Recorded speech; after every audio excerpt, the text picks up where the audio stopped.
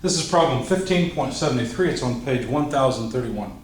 A juggling club is thrown vertically into the air. The center of gravity, G, of the 20-inch club is located 12 inches from the knob. Knowing that at the instant shown, G has a velocity of 4 feet per second upward and the club has an angular velocity of 30 radians per second counterclockwise, determine A, the speeds of points A and B the location of the instantaneous center of rotation.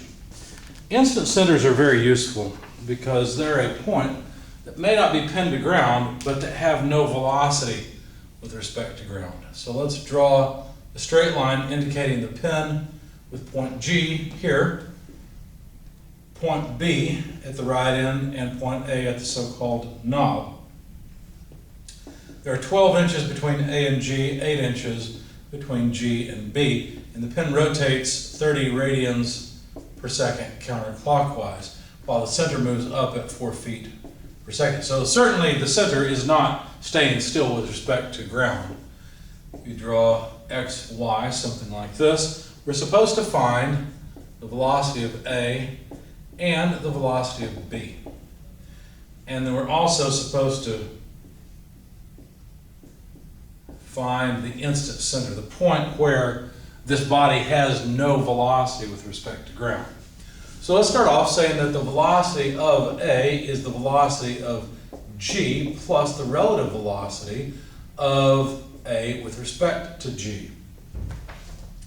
Well, the velocity of point G is pretty easy, 4 feet per second in the J direction upward, if we use our typical coordinate system.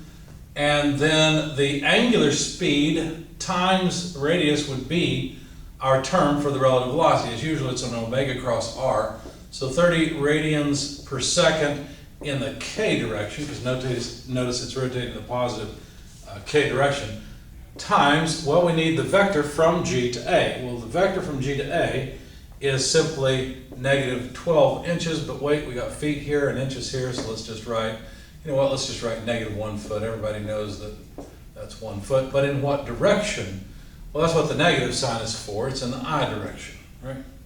Let's be careful here. May have made a mistake in my solution. We need a vector from G to A. So that vector is like this. Yeah. So what I've got, probably would have been better to write simply negative I. There we go.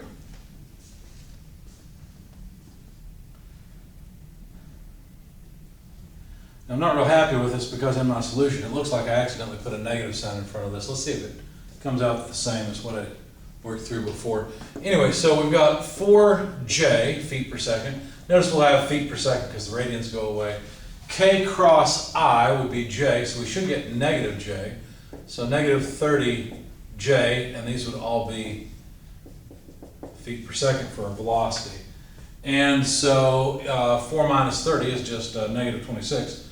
So this is negative 26J feet per second, which is what I had before. I think I had a negative sign there in my solution and tried to erase it and didn't get the whole thing. Now the velocity of point B would be fairly simple as well. So wait a second, let's interpret this.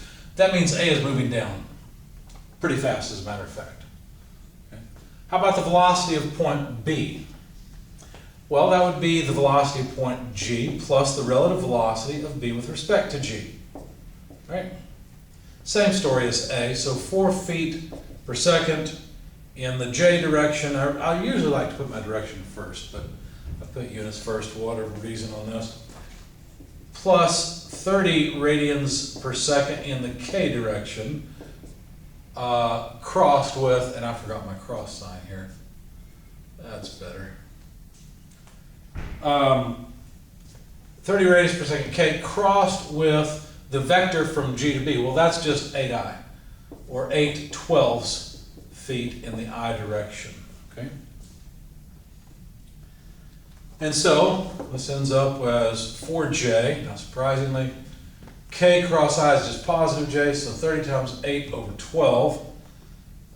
Let's see, I'll just write it that way.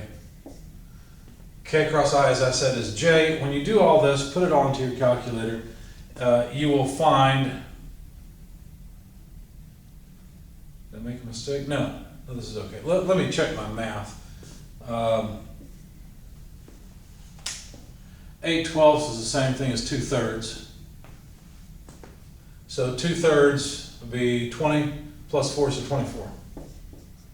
And that's what I got. So 24 feet per second. So basically point B is moving up at 24 feet per second, while point A is moving down at 26 feet per second. Okay. How they got it to rotate about somewhere other than the center of mass, I don't know, but that's what they did. Now to find the instant center, speaking of the center, where would it be? Well, at the instant center, the velocity of that center would be 0. So the velocity of the instant center would be 0. Now we could write that as the velocity of point G plus the velocity of the instant center with respect to G, couldn't we? We could use a relative velocity on that equation, or on that point as well, but of course the result should be 0 because the velocity of the instant center is 0. So what would that mean? That would mean 0 as a vector, both in the I and j directions, equals the velocity of G for j feet per second, plus the angular speed of the entire pin crossed with the vector from G to the instant center. I don't know where that's at, but we're just going to leave it that way, okay? Because we know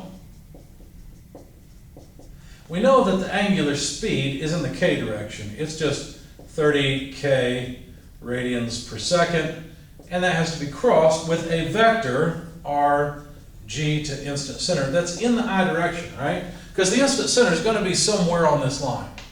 That's pretty obvious.